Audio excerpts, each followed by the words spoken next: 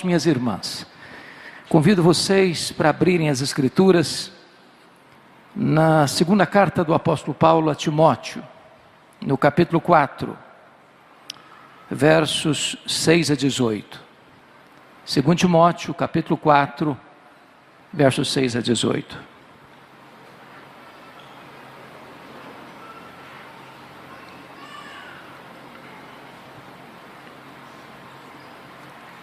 Paulo escreveu esse texto já no corredor da morte, já sentenciado à morte.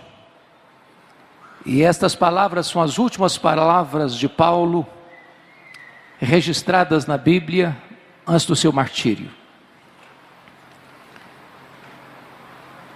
Por isso elas têm um significado tão profundo, um sentimento tão profundo. E Paulo escreve ao seu filho Timóteo, que estava em Éfeso, e ao escrever, a partir do verso 6, ele diz: quanto a mim, já estou sendo oferecido por libação, e o tempo da minha partida é chegado. Combati o bom combate, completei a carreira, guardei a fé. Já agora a coroa da justiça me está guardada, a qual o Senhor reto juiz me dará naquele dia. E não apenas a mim, mas a todos quantos amam a sua vinda. Procura vir ter comigo depressa, porque Demas, tendo amado o presente século, me abandonou e se foi para Tessalônica. Crescente foi para a Galácia, Tito para a Dalmácia, somente Lucas está comigo. Toma contigo Marcos e traze-o, pois me é útil para o ministério. Quanto a Tíquico, mandei-o até Éfeso. Quando vieres, traz a capa que deixou em Troade, na casa de Carpo, bem como os livros, especialmente os pergaminhos. Alexandre, o latoeiro, causou-me muitos males. O Senhor lhe dará paga segundo as suas obras. Tu guarda-te também dele, porque resistiu fortemente às nossas palavras. Na minha primeira defesa, ninguém foi a meu favor. Antes todos me abandonaram, que isso não lhe seja posto em conta. Mas o Senhor me assistiu e me revestiu de forças, para que por meu intermédio a pregação fosse plenamente cumprida e todos os gentios ouvissem, e fui libertado da boca do leão. O Senhor me livrará também de toda obra maligna, e me levará salvo para o seu reino celestial. A Ele glória pelos séculos dos séculos. Amém.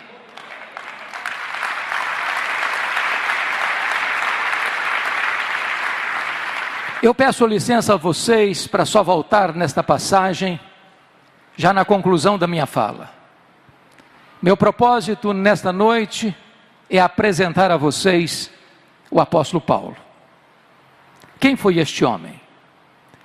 Considerado o maior bandeirante do cristianismo, maior apóstolo, maior pregador, maior teólogo, maior missionário, maior plantador de igrejas da história do cristianismo. Quem é este homem? Este homem que morreu pobre, velho, cheio de cicatrizes, encerrando a sua jornada numa masmorra mamertina em Roma, sendo degolado, mas que é mais influente na história dos homens do que todos os Césares de Roma juntos. Quem é este homem? Que plantou igrejas nas províncias da Galácia, da Macedônia, da Acaia, da Ásia Menor, que de Jerusalém o Ilírico pregou o Evangelho e espalhou a mensagem da esperança. Quem é este homem?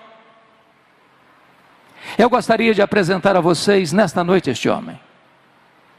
A sua história começa lá em Filipenses capítulo 3, versos 5 e 6, quando diz que ele foi circuncidado ao 8º dia, da linhagem de Israel, da tribo de Benjamim, hebreu de hebreus, quanto à lei fariseu, quanto ao zelo perseguidor do Evangelho. Ele era uma espécie de judeu puro sangue.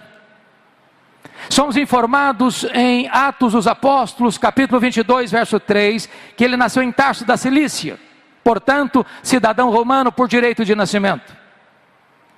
E que foi enviado a Jerusalém para estudar aos pés do grande mestre Gamaliel, neto do famoso Rabino Hillel, para transformar-se num grande líder do judaísmo do seu tempo.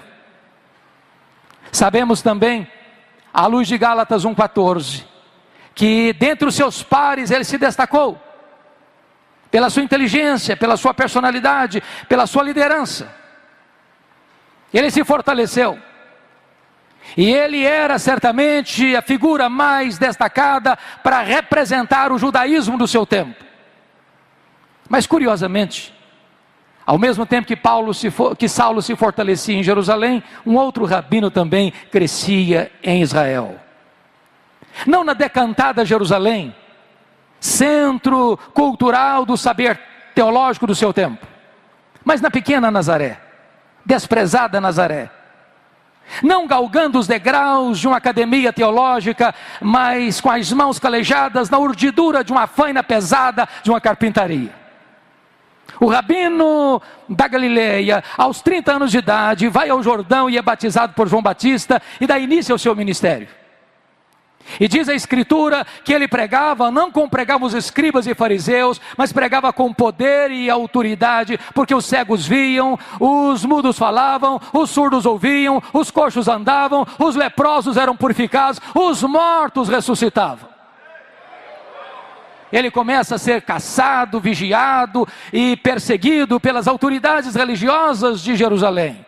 Os escribas e fariseus caçavam-no, procuravam-no, perseguiam-no. Com uma trama, com uma conspiração traidora, prenderam-no em Jerusalém. Contrataram testemunhas falsas para acusá-lo. O sinédrio judaico costurou contra ele duas acusações graves: blasfêmia contra Deus e conspiração contra César. Levaram-no ao pretório romano e o governador romano Pôncio Pilatos, contra sua consciência, o condena à morte, morte de cruz. Crucificaram-no, sepultaram-no para alívio do sinédrio judaico. Entretanto, no primeiro dia daquela semana seguinte, um fato aconteceu. O túmulo do Rabi da Galileia foi aberto de dentro para fora. Ele ressuscitou.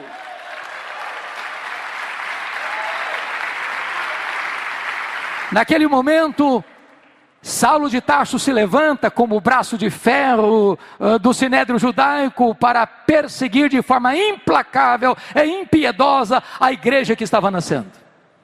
E o Novo Testamento nos apresenta dois quadros de Saulo de Tarso. Primeiramente, ele era uma fera selvagem. É exatamente esta expressão de Atos 9:1. Ele respirava ameaças e morte contra os discípulos do Senhor. E essa expressão na língua grega é a mesma usada para uma fera selvagem que salta sobre a sua presa para destruí-la. Ele era uma fera selvagem. Se não, vejamos. Somos informados em Atos 8:3 que ele assolava a igreja, entrando nas casas e arrastando homens e mulheres para lançá-los na prisão. Ele não respeitava domicílio doméstico. Somos informados ainda em Gálatas capítulo 1, versículo de número 13, que ele não só assolava, mas ele também devastava a igreja. Mas Atos 9:21 diz que ele exterminava os discípulos do Senhor Jesus em Jerusalém. E vocês muito bem sabem que exterminar não é prender, exterminar não é bater, exterminar é matar. Saulo era um assassino, um homem sanguinário. Isso fica ainda mais claro quando você olha para Atos 22:4, quando diz que ele perseguiu o caminho até a morte. Em outras palavras, ele não perseguiu apenas os crentes, ele perseguiu a religião dos crentes, ele perseguiu o caminho, com fúria assassina. Mas Atos 26:9 diz que ele entendia que devia fazer muitas coisas contra o nome de Jesus. Em outras palavras, ele não perseguia apenas os crentes, ele não perseguia apenas a religião dos crentes, ele perseguiu Deus dos crentes, ele perseguia Jesus. Mas Atos 26:10 diz que ele encerrou muitos, não poucos, não alguns, mas muitos muitos dos santos em prisões, e contra esses muitos ele dava o seu voto quando os matavam. Em outras palavras, Saulo era um serial killer, Saulo era um assassino em série, Saulo era uma fera selvagem, Saulo era um assassino perigoso. Mas mais, Atos 26:11 diz que por todas as sinagogas ele ameaçava os cristãos, açoitando-os, e até por cidades estranhas, demasiadamente enfurecido, ele os perseguia. Em outras palavras, ele não perseguia os crentes apenas fisicamente, ele perseguia também psicologicamente. Ele entrava na sinagoga e dizia para os crentes: ou você nega Jesus, eu te prendo; ou você nega Jesus, eu te bato; ou você nega Jesus, ou eu te mato. Ele era uma fera selvagem. Mas em segundo lugar, irmãos, o Novo Testamento nos apresenta um outro quadro dele. Ele era também um touro indomável. Esta figura está em Atos 26:14. Quando o próprio Senhor Jesus aparece para ele no caminho de Damasco e diz: Saulo, Saulo, por que me persegues? Dura coisa te é recalcitrares contra os aguilhões. O que é um aguilhão? É uma ferramenta para amansar touro bravo. E podem ter certeza, às vezes nós imaginamos que o Espírito Santo só começou a agir na vida de Saulo lá no caminho de Damasco, mas não é assim não. Todas as vezes que Saulo de Tarso entrava numa casa para prender um crente, toda vez que Saulo de Tarso entrava numa sinagoga para bater num crente, toda vez que Saulo matava um crente ou dava autorização para matá-lo, era o Espírito Santo picando a sua consciência, era Deus ferroando esse touro bravo para que ele se amansasse. Mas esse touro bravo não quer ser amansado. Até o dia que o domador de touro bravos, enquanto ele está furiosamente se dirigindo a Damasco, troveja desde os céus e joga esse touro bravo no chão e grita aos seus ouvidos: Saulo, Saulo, por que me persegues? Dura coisa te é recalcitrares contra os aguilhões. O touro bravo está caído, o touro bravo está vencido, o maior perseguidor do cristianismo está convertido. Fecha-se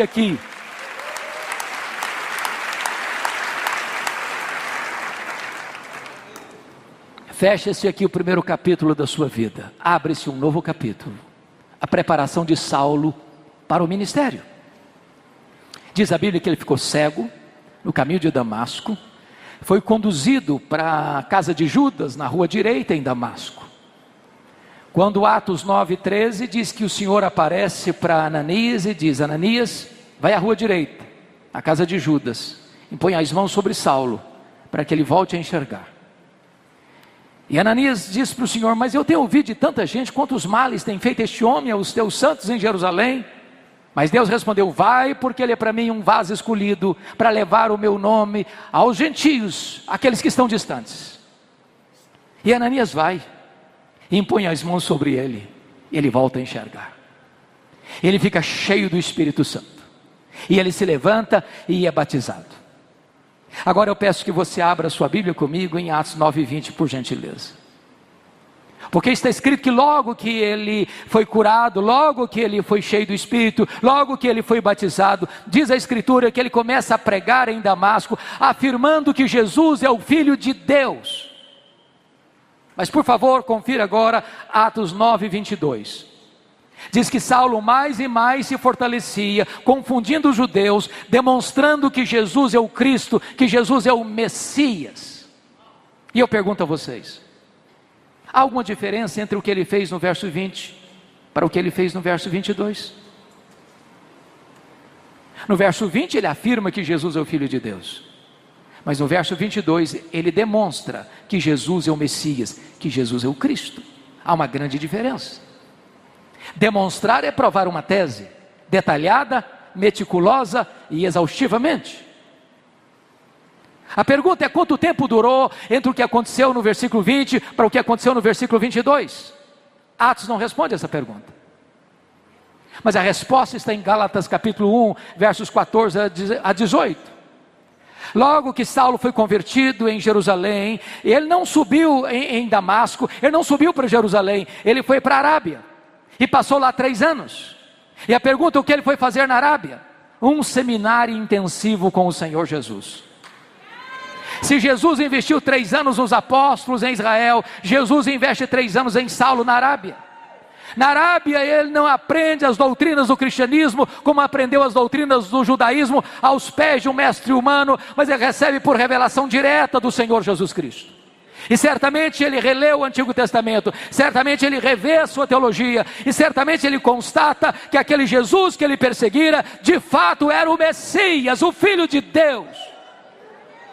Então diz Gálatas 1,18, que 3 anos depois, convencido dessa verdade, ele retorna para Damasco, e é exatamente aí que se encaixa o verso 22, Saulo mais e mais se fortalecia, confundindo os judeus, demonstrando que Jesus é o Cristo. O que acontece com ele? Os judeus resolvem matá-lo. Ele precisa sair fugido, de noite, desde um cesto, muralha abaixo. Para onde ele vai agora? Diz Atos 9,26 que agora então ele sobe para Jerusalém. Mas preste atenção, irmãos, eu quero levantar uma tese aqui, e eu preciso muito da sua atenção. Que tese? A tese é a seguinte: imaginamos nós que Saulo, logo depois da sua conversão, já foi poderosamente usado por Deus. Isso não é um fato. Isso não é um fato. Quando Saulo sobe para Jerusalém, ele está governado por aquilo que nós chamamos hoje de velha aliança. O que era a velha aliança?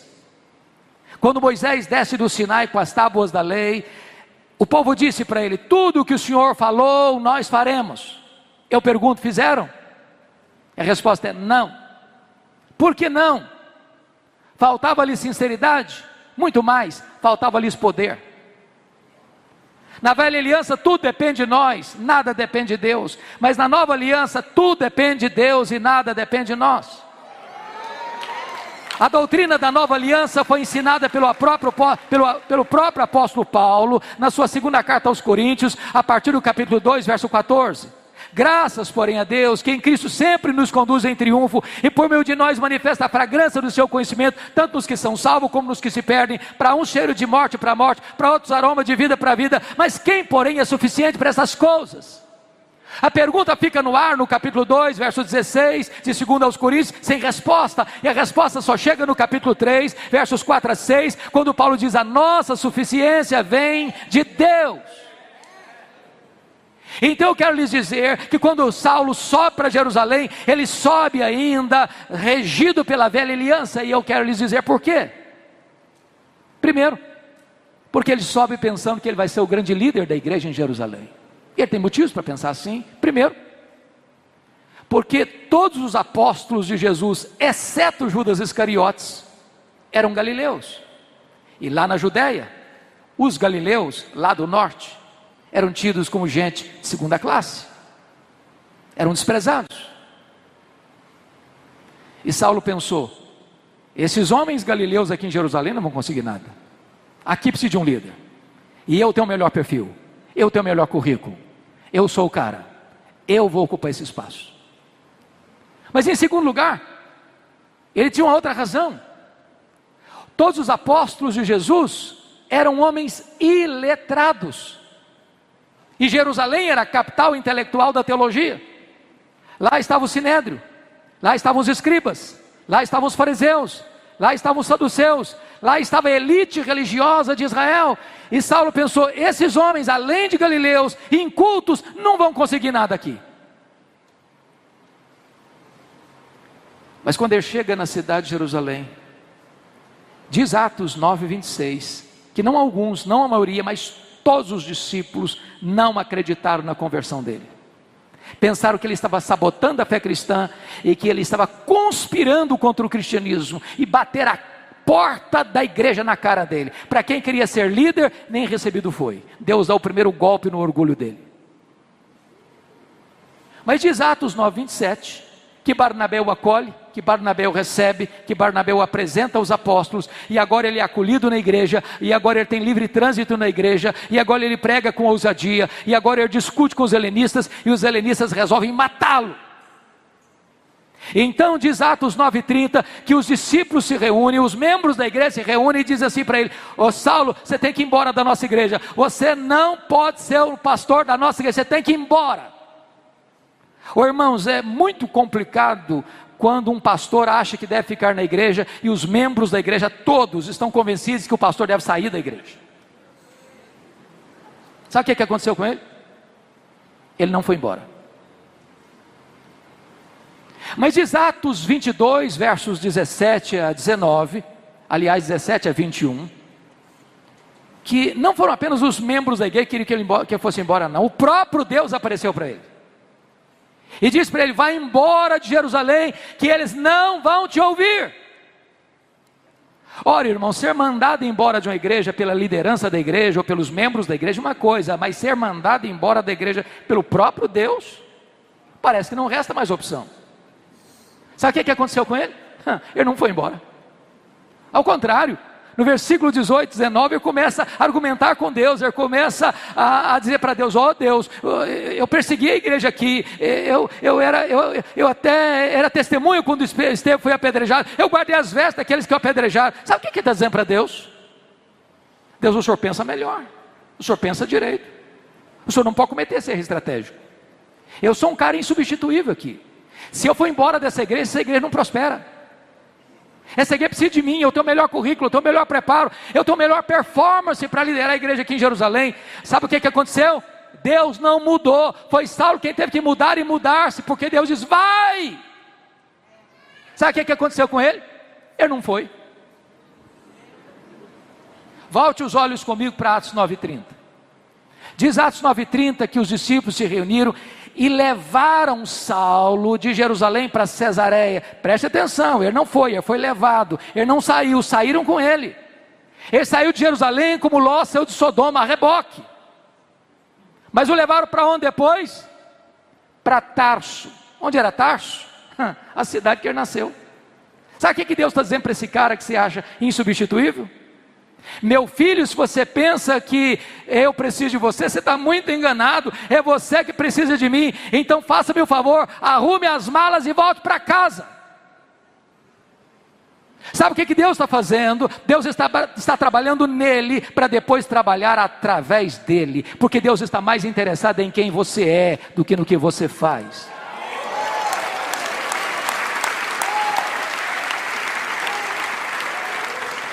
Sabe o que acontece?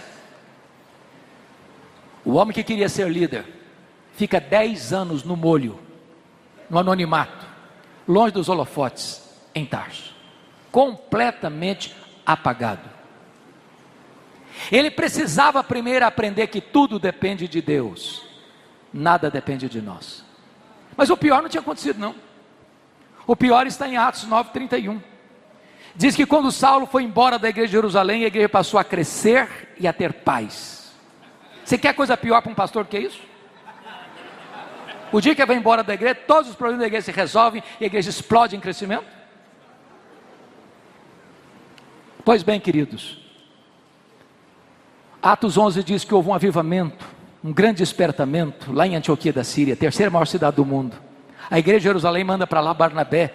E diz Atos 11:25 que quando Barnabé chegou, lembrou-se de Saulo, foi lá em Tarso buscar Saulo, e durante um ano eles ensinaram a grande multidão a palavra de Deus em Antioquia. E depois de um ano de ensino da palavra de Deus, o Espírito Santo aparece para a igreja e diz: agora separai-me a Barnabé e a Saulo para a obra a que os tenho chamado. Preste atenção a quem o Espírito Santo mandou separar.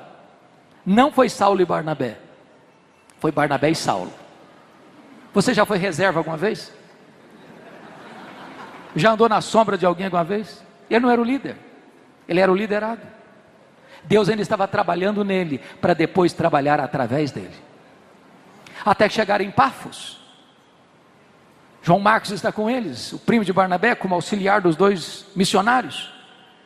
E o procônsul se interessa pelo evangelho, mas o seu mágico, a tiracolo, quer impedir o governador de ouvir a palavra e ser convertido, porque se o governador se convertesse, ele perdia o emprego de mágico. E quando Saulo percebeu a artimanha do mágico, olhou para ele e disse: ó servo do diabo, até quando perverterás os retos caminhos de Deus? Pois ficarás cego, e o mágico fica cego, e os olhos espirituais do governador são abertos. E a partir dali, Saulo deixou de usar o seu nome judaico Saulo, para usar o seu nome romano Paulo, e a partir dali ele se transforma no maior líder do cristianismo. Diz a Bíblia em Atos 13:13 que esse jovem João Marcos deixa os 2 missionários em perto da Panfilha e retorna à casa da sua mãe. Talvez porque, segundo os historiadores e os estudiosos, perto da Panfilha era uma região alagadiça, pantanosa, com forte incidência de malária, e muito provavelmente Paulo pega uma malária aqui, porque consta a Bíblia lá em Gálatas 4, que Paulo pregou o evangelho pela primeira vez na Galácia por causa de uma enfermidade física. Não consta que Paulo tenha saído doente de Antioquia da Síria, mas consta que ele chegou lá na Galácia, lá nas montanhas do Cáucaso, doente. Talvez seja isso o espinho na carne, mensageiro de Satanás para lhes bofetear, a fim de que ele não se ensoberbecesse. E então ele deixa essa região alagadiça e pantanosa e sobe as montanhas do Cáucaso para pregar o evangelho em Antioquia da Pisídia, Icônio, Derbe, Listra. E ele prega com poder, mas tem luta, tem lágrimas. Ele é apedrejado em Listra, mas deixa igrejas plantadas, lideranças estabelecidas. Quando ele retorna da sua primeira viagem missionária, diz Atos 14:27, que reunida a igreja, testemunharam quantas coisas fizera Deus, e como Deus abrira a porta do evangelho para a pregação. Meus irmãos, nota de rodapé: tem espaço para testemunho na igreja, mas não tem espaço para promoção humana na igreja. Paulo não relatou quantas coisas fizeram eles, mas quanta coisa fizera Deus. Quem faz a obra é Deus, nós somos apenas os seus cooperadores. Agora preste atenção, não tem crescimento de igreja sem luta, não tem. Porque Atos 15:1 diz que logo que os gentios começaram a se converter, os membros da seita dos fariseus desceram de Jerusalém e começaram a dizer para os crentes gentios: se vocês não se circuncidarem, vocês não poderão ser salvos. Ora, mas isso não é evangelho? Isso é dizer que a graça não é suficiente? Isso é afirmar que sua fé em Cristo não é suficiente? Isso é agregar à graça algo mais? E é preciso dizer que você não é salvo pelas obras, você não é salvo pela fé, mas as obras, você é salvo só pela fé que produz obras. As obras não são a causa da sua salvação, as obras são a evidência da sua salvação. Então, se a teologia não está boa, não adianta fazer missões. Quanto mais se prega, pior fica. E foi necessário então convocar um concílio para resolver o problema doutrinário da igreja, e está isso em Atos 15. E se reuniram os apóstolos e os presbíteros, e tomaram a decisão, e escreveram a decisão, e comunicaram às igrejas a decisão: é só a fé em Jesus que é suficiente. Aquele que crê em mim, diz Jesus, tem a vida eterna. Terminado o concílio, diz Atos 15:36-41, que Paulo chega para Barnabé e diz: Barnabé, vamos voltar? Vamos visitar aqueles irmãos para quem nós pregamos? Barnabé diz: vamos. Só um detalhe, eu quero levar comigo meu primo, aquele que nos deixou lá perto da Panfilha. Paulo respondeu: eu não acho justo levarmos aquele que nos abandonou desde perto da Panfilha. É claro que o texto está registrado num tom muito polido, mas não foi isso que aconteceu não. Eu acho que foi mais ou menos o seguinte: ô Barnabé, eu estou tão animado. Você viu o resultado do concílio da igreja de Jerusalém? Que coisa fenomenal. Agora o caminho está aberto, agora nós podemos voltar para pregar, a teologia está boa. Barnabé disse: ok Paulo, eu estou muito animado também. Só um detalhe, sabe aquele primo meu? É claro que eu sei. Pois é, aquele que nos deixou lá em perto da Panfilha. Claro que eu sei. Pois é, ele está querendo voltar com a gente. Paulo fechou a cara. Você está de brincadeira, né, Barnabé? É verdade, ele quer ir com a gente. Comigo ele não vai. Comigo ele não vai de jeito nenhum. Não, Barnabé, o Paulo, mas ele cresceu, amadureceu, ele está melhor agora. Comigo ele não vai. Não, Paulo, mas você está sendo radical. Vamos dar uma chance para ele. Comigo ele não vai. Mas Paulo, vamos dar uma oportunidade para o menino. Comigo ele não vai, Barnabé. Diz a Bíblia que houve tal desavença entre Paulo e Barnabé que os dois não caminharam juntos mais. Agora pense comigo, se não tivesse um Barnabé na vida do Marcos. Você já se sentiu descartado alguma vez? Persona não grata alguma vez? Diz a Bíblia que Paulo pega Silas e vai para outro horizonte e entra querendo ir para a Ásia. O Espírito de Deus o impede de entrar na Ásia, e ele escuta a voz de um varão macedônio, diz: passa a Macedônia e ajuda-nos. E ele entra na Macedônia, não a colônia romana, a cidade de Filipos, e ali diz a Escritura que ele vai para uma reunião de oração à beira de um rio, e há uma empresária asiática ali chamada Lídia, e ele então prega e o coração dela se abre e ele é convertido. Mas ali também tinha uma menina endemoniada que adivinhava e dava lucros aos seus senhores, e Paulo a liberta, e há uma confusão na cidade, e Paulo e Silas são açoitados em praça pública, e Paulo e Silas são presos, e são colocados no cárcere interior, com as costas ensanguentadas, mas à meia-noite, em vez de reclamar, de murmurar, de blasfemar, eles cantam e oram ao Senhor, e Deus manda um terremoto, abala as estruturas da prisão, o carcereiro fica desesperado, vai suicidar, e Paulo diz: tenha cuidado aí, não te faças nenhum mal, que todos nós estamos aqui. E o carcereiro, o templo, pergunta: o que eu devo fazer para ser salvo? E eles disseram: crê no Senhor Jesus e será salvo tu e a tua casa.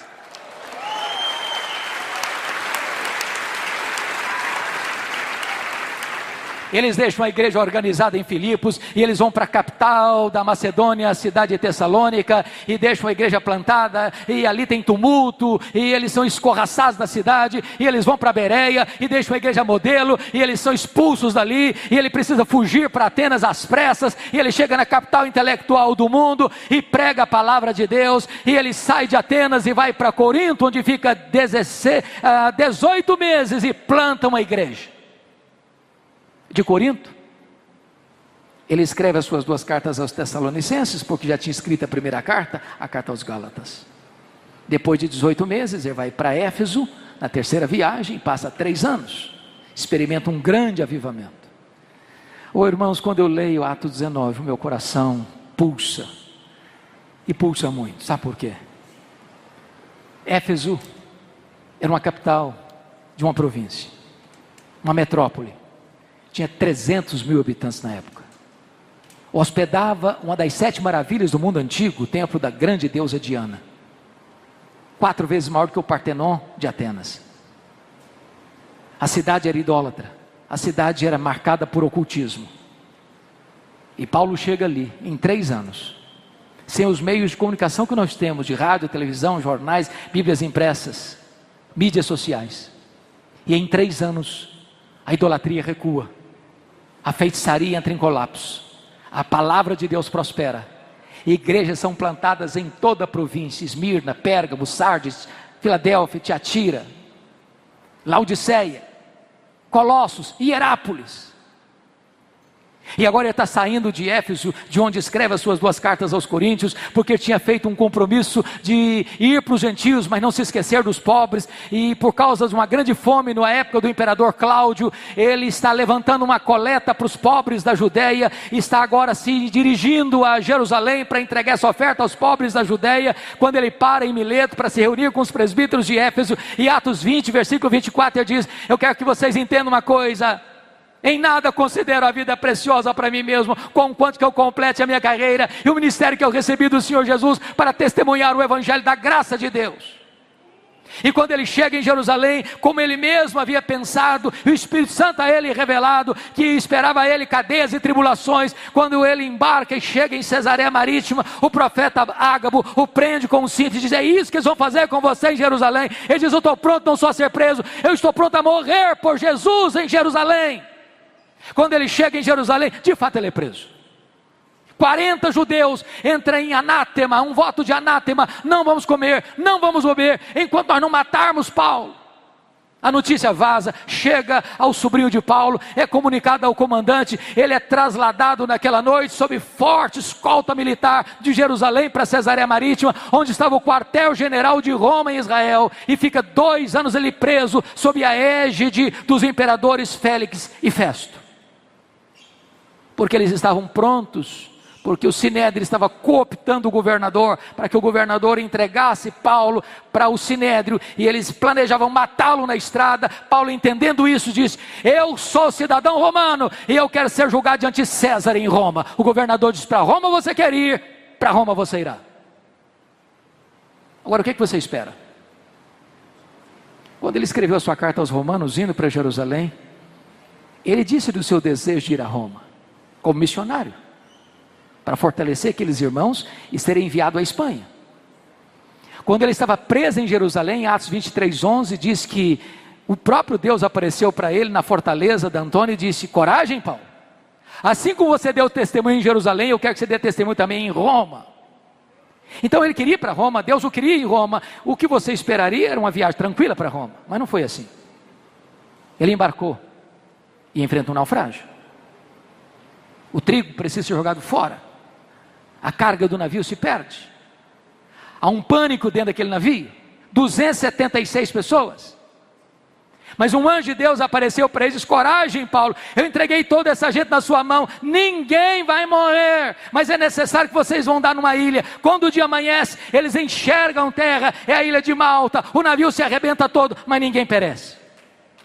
Quando ele chega na ilha, todos molhados, transidos de frio, diz a escritura que os malteses, que eram bárbaros, não falavam o grego, montaram uma grande fogueira para aquecê-los, e a única pessoa que quis manter a fogueira acesa foi Paulo. Ele foi catar alguns gravetos para jogar no fogo. Quando ele joga os gravetos no fogo, uma vibra brota das lenhas secas e pega na mão dele, prende na mão dele, e os bárbaros gritaram: é um assassino, tendo se livrado do mar, a justiça não deixa viver, vai cair, vai inchar, vai morrer. Não caiu, não inchou, não morreu. Mudaram de opinião, é um Deus. Não, agora não é nem um assassino, nem um Deus, agora é o servo do Deus vivo.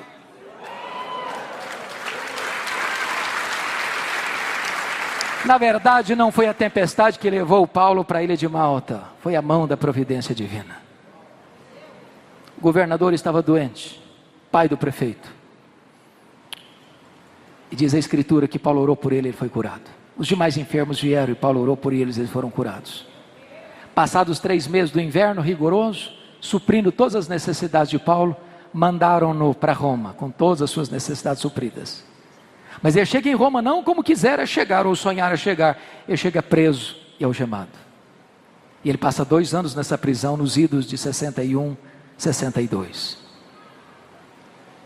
Mas, amados irmãos, ele vai escrever na igreja aos Filipenses, capítulo 1, versículo 12, algo surpreendente. Ele diz assim: meus irmãos, eu quero que vocês saibam que as coisas que me aconteceram têm antes contribuído para o progresso do Evangelho. E eu posso perguntar: mas que coisas são essas, Paulo?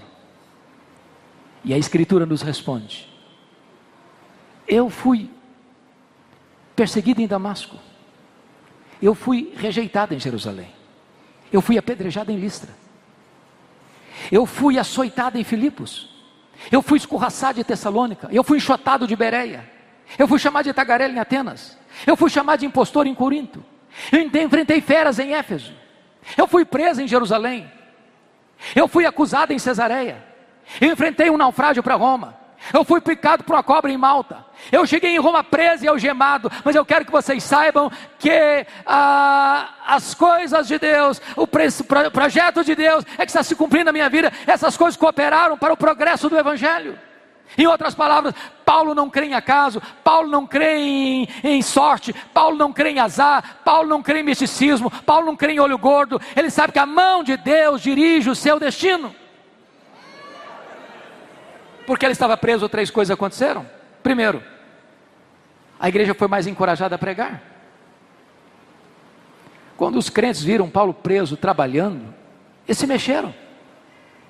Isso levou o Ray Stedman, de saudosa memória, dizer que um dos mais eficazes métodos de crescimento da igreja é botar os pastores na cadeia. Eu não gosto desse método.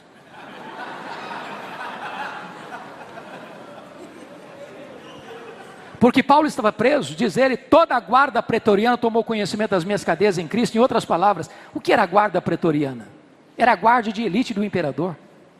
Eram 16 mil soldados de escol, da mais alta potência do império.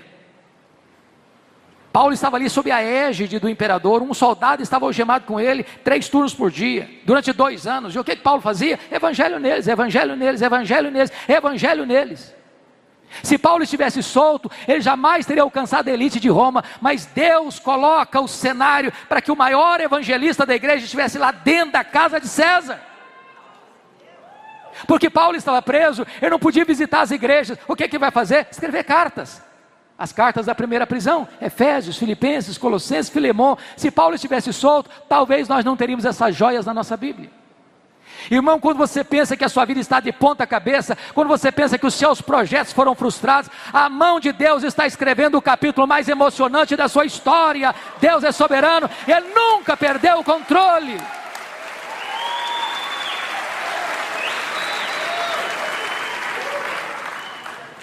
Dessa primeira prisão, Paulo orou para sair. Paulo pediu oração para sair. E de fato saiu. Mas não saiu para se aposentar, para deitar numa cadeira de balanço, para vestir um pijama. Ele saiu para fazer a 4ª viagem missionária. Ele deixou Tito em Creta, ele deixou Timóteo em Éfeso. Muito provavelmente já foi à Espanha, como era seu projeto. Mas no interregno da primeira para a segunda prisão, um fato acontece. Trágico fato acontece. No dia 17 de julho do ano 64, a cidade de Roma, a capital do império, a mais rica, mais populosa, mais poderosa cidade, com mais de 1 milhão de habitantes, é incendiada. 7 noites, 6 dias de incêndio. E Nero, o imperador, o verdadeiro incendiário, assiste o espetáculo macabro do alto da torre de Mecenas, vestido de ator, tangendo a sua lira. Quando o incêndio acabou, dos 14 bairros de Roma, 10 deles devastados pelas chamas, um fato acontece muito curiosamente. Os 4 bairros que não foram atingidos pelas chamas eram densamente povoados por judeus e cristãos. Isso deu a Nero um álibi para botar a culpa do incêndio de Roma nos cristãos. Faltou madeira para fazer cruz, tamanha quantidade de crentes crucificados. Quando não tinha mais madeira, os crentes eram cobertos de piche, amarrados nos postes e queimados vivos para iluminar as noites de Roma. A essas alturas, Paulo é o grande líder do Ocidente. E ele é procurado, e ele é caçado. Até que botam a mão nele. Talvez em Troade, na casa de Carpo. Não deu sequer para pegar sua capa, seus livros, seus pergaminhos. E agora ele é jogado na masmorra Mamertina, um lugar úmido, frio, insalubre, nauseabundo, de onde as pessoas saíam leprosas ou para o martírio. Pois foi desta masmorra que ele escreve a sua última carta. Porque as 2 cartas, 1 Timóteo e Tito, ele escreveu no interregno da primeira para a segunda prisão. E agora eu peço que você abra sua Bíblia no texto que eu li no começo, para nós encerrarmos. Eu pergunto a vocês, como é que esse homem se sente?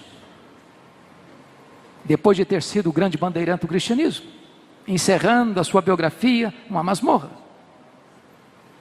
Acusado. Ele não está preso como um apóstolo, ele está preso como um bandido. É o que ele diz no capítulo 2, verso 9. Acusado de malfeitor. Ele está preso e todos os da Ásia o abandonaram. Ele está preso e até Timóteo está com vergonha dele.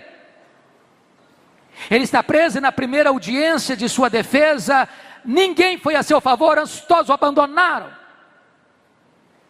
E então ele é julgado à revelia de qualquer testemunha a seu favor, e ele sai daquela audiência condenado à pena de morte. Por ser cidadão romano, ele não foi crucificado como foi Pedro, ele foi degolado. Mas antes de fechar as cortinas, ele vai dar o seu testemunho. Primeiramente fazendo uma avaliação do seu passado no versículo de número 7. Combati o bom combate, completei a carreira, guardei a fé. Ele vai fazer uma avaliação do seu presente no versículo 6. Quanto a mim, já estou sendo oferecido por libação e o tempo da minha partida é chegado. Ele vai fazer uma avaliação do seu futuro no versículo 8. Já agora a coroa da justiça me está guardada, a qual o Senhor reto juiz me dará naquele dia, e não apenas a mim, mas a todos quantos amam a sua vinda. Esse homem está no corredor da morte, mas esse homem tem segurança, esse homem tem serenidade, esse homem tem convicções inabaláveis. Agora preste atenção nisso. Ele não é um super-homem. Ele é um homem que tem sentimentos, que enfrenta dramas. E ele vai repartir conosco esses dramas. Primeiramente o drama da solidão, no versículo 9. Procura vir ter comigo depressa. Gente precisa de Deus, mas gente precisa de gente. Segundo, ele vai enfrentar o drama do abandono, no versículo 10. Demas me abandonou. Não é fácil ser abandonado no final da vida. Não é fácil ser abandonado por aqueles em quem você tanto investiu. Terceiro, ele vai enfrentar o drama da traição. No versículo de número 14. Alexandre o latoeiro causou-me muitos males. Quarto, ele vai enfrentar o drama das privações, no versículo de número 13. Quando você vier, traz a capa que deixei em Troade, na casa de Carpo. Bem como os livros, especialmente os pergaminhos. E ele está enfrentando 3 privações. Primeiro, privação emocional, ele está precisando de gente do lado dele. Segundo, privação mental, ele precisa ler. Ele não sabe viver sem ler. Ele está morrendo, mas quer estudar. Isso me envergonha, porque tem muita gente que vive a vida inteira sem estudar nada. E Paulo está morrendo e quer estudar mais. Mas ele está enfrentando privação física. Você sabe que na chegada do inverno em Roma, chega a temperaturas abaixo de 0. E dentro de uma masmorra é tão frio lá quanto aqui fora. E você sabe que gente velha sente mais frio do que gente nova. E aquele que é o maior apóstolo, o maior pregador, o maior missionário da história da igreja, não tem sequer uma capa velha para usar na chegada do inverno. E ele está animado com a vida, e enquanto muita gente aqui hoje, talvez, com casa boa, com roupa nova, com mesa farta, está murmurando e reclamando da vida. Mas esse homem enfrenta o maior de todos os dramas. No versículo 6 ele diz: na minha primeira defesa ninguém foi a meu favor. Este é o drama da ingratidão. Mas sabe o que me encanta? E eu encerro aqui. É que no versículo 17 ele diz assim: mas o Senhor me assistiu e me revestiu de forças, para que por meu intermédio a pregação fosse plenamente cumprida e todos os gentios a ouvissem. O que está empolgando esse homem não é ficar livre da prisão, não é enfrentar o martírio. Ele só tem uma bandeira que está desfraldada em sua alma, só tem uma verdade que aquece o seu coração, é que esta palavra seja pregada. O Senhor me assistiu e me revestiu de forças. Só precisa ser revestido de forças quem está fraco. Ele é homem, ele é humano, ele precisa de força. E quando você está com o seu tanque vazio, quando você está andando na reserva, vem o Senhor Deus e enche o seu tanque, e enche o seu coração de esperança, e diz: meu filho, eu estou junto com você. Oh, amados irmãos, quis a providência de Deus que não estivesse registrado na Bíblia o momento final da sua vida. Mas eu vejo essa cena na minha retina, diante dos meus olhos. Eu imagino o que significa estar na fila da morte, marcado para morrer. Contagem regressiva. Todos nós assistimos aquela cena triste de um brasileiro num país asiático, condenado à morte. E certamente todo o esforço da diplomacia brasileira para tentar tirar aquele moço daquela situação, mas não logrou êxito. Ele foi morto mesmo. O dia de Paulo chegou. Talvez aquele carcereiro, homem insensível, com o espectro da morte no seu rosto, recebe na sua mesa um pedaço de papel de couro contendo o nome de um prisioneiro que deveria ser executado naquele dia. E eu imagino esse homem se levantando da sua cadeira, com a facho de luz numa mão, com um pesado molho de chaves na outra mão, dando passadas pesadas por aquele corredor escuro e insalubre.